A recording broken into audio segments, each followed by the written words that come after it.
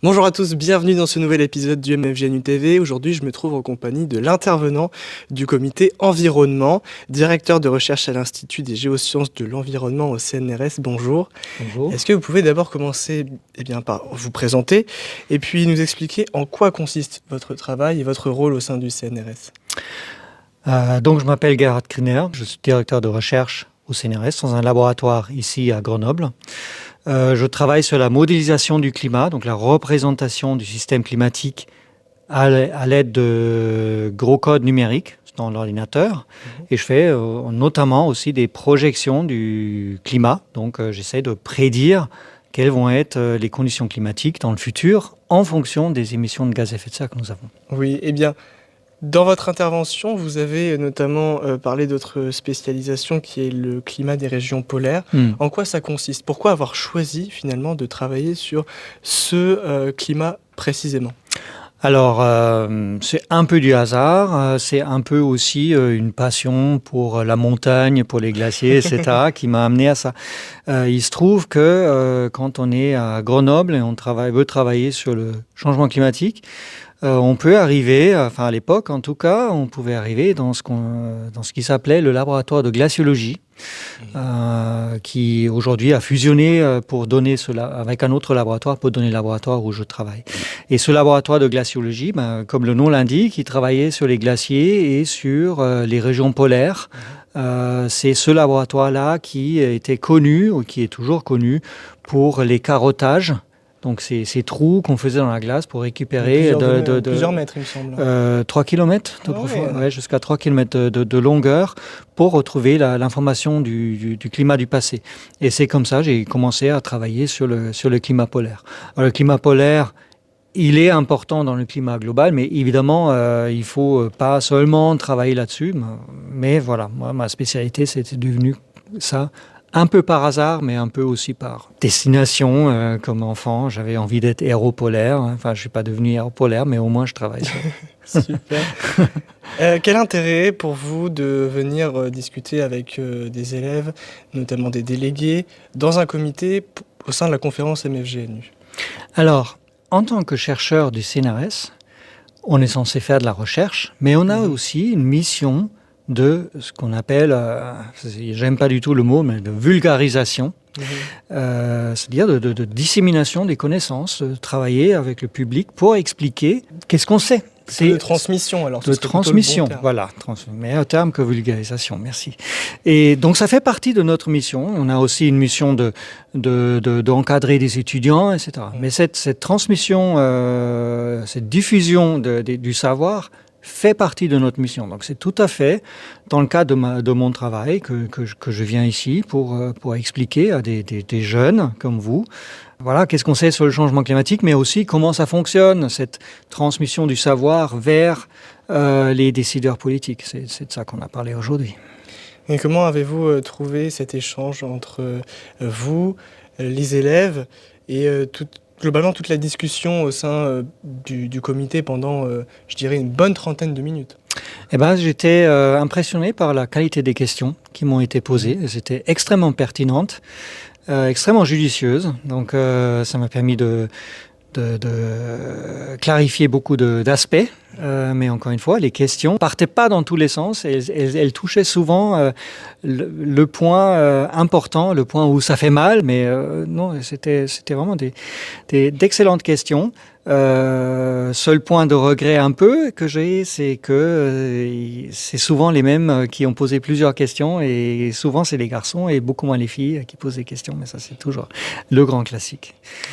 Bien mais sûr. J'ai beaucoup aimé cet échange. C'est super.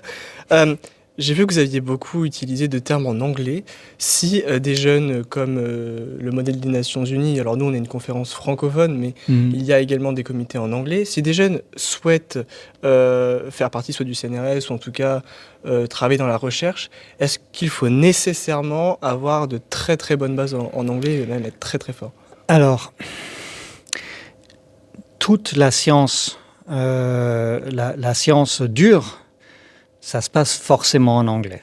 Toutes nos publications sont en anglais, les conférences scientifiques sont en anglais. Sans anglais, tu vas nulle part en sciences dures. C'est un peu différent en sciences humaines, où les gens sont beaucoup moins dans un cadre international. La science du climat, c'est une science particulièrement internationale parce que en fait, ça vient de la météo à l'origine. Et pour faire une prévision météo, depuis le 19e siècle, en fait, les gens ils savaient qu'ils avaient besoin des données des autres pays.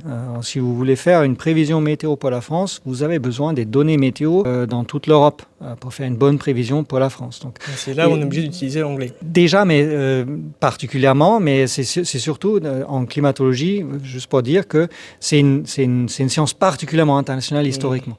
Mais même en physique, en médecine, tout se passe...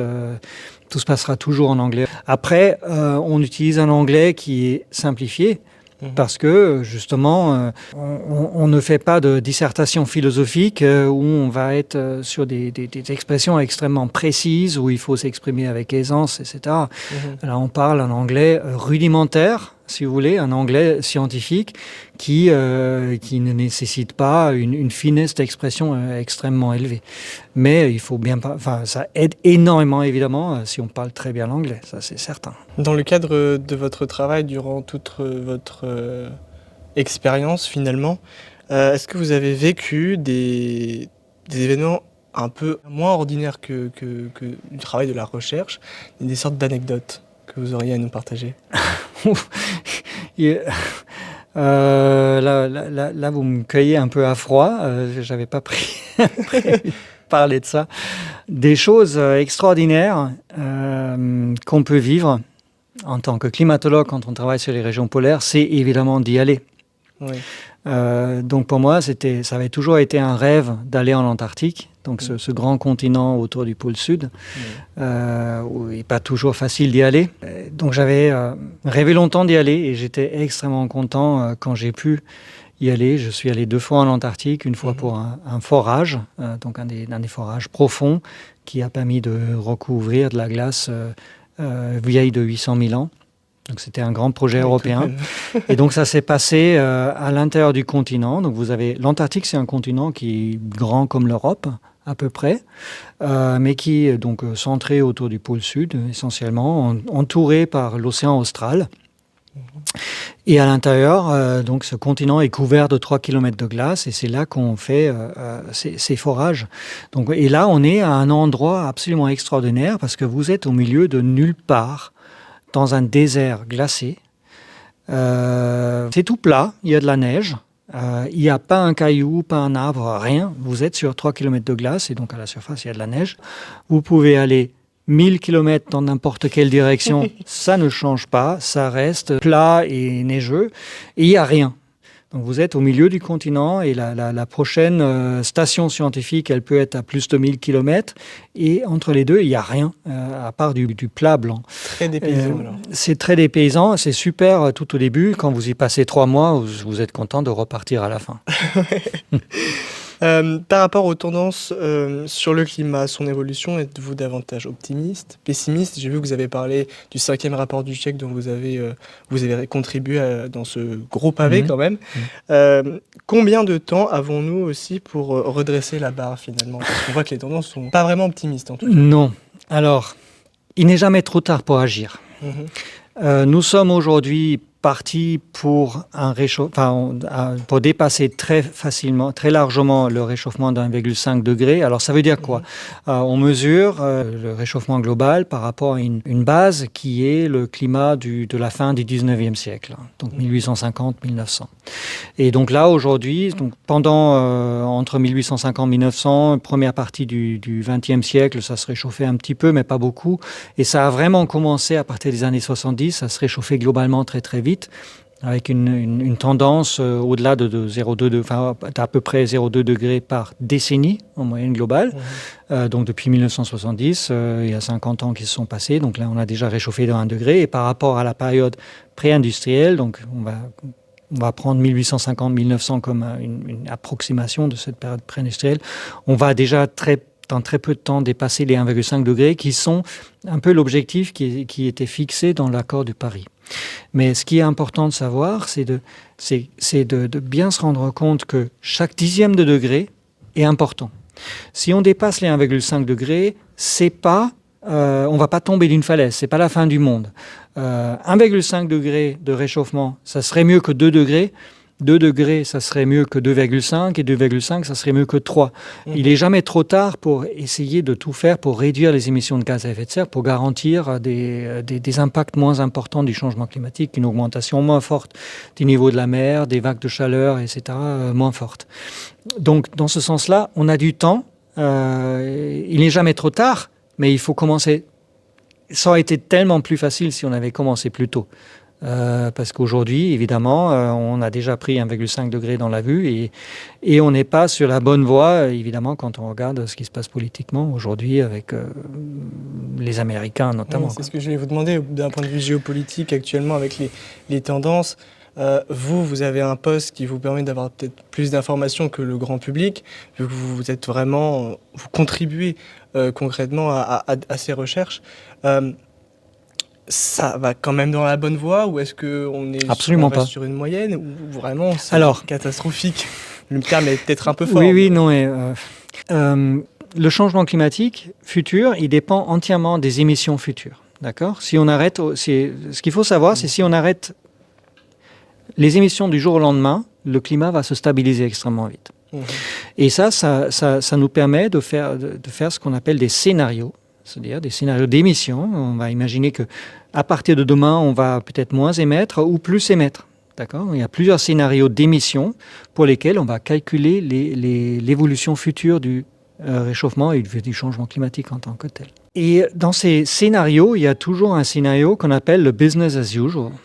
Donc on continue comme avant.